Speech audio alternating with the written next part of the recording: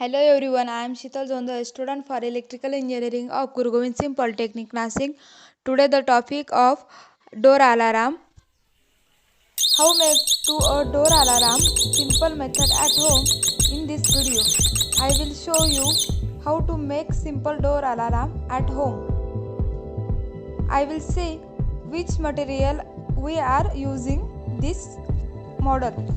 First, buzzer, second 9-volt battery and this connector, third switch, fourth plastic plug, fifth 2 screw and last is wood.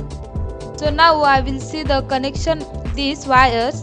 First, battery black wire connected to buzzer black wire and battery red wire connected to switch red wire, and next buzzer red wire connected to printer left side red wire and printer right side red wire connected to switch black wire.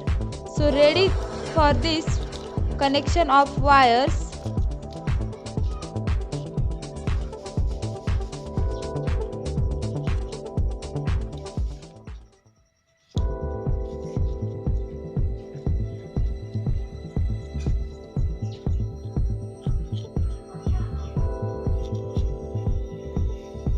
So now I will see attached to all instrument in this wood. So ready for this model.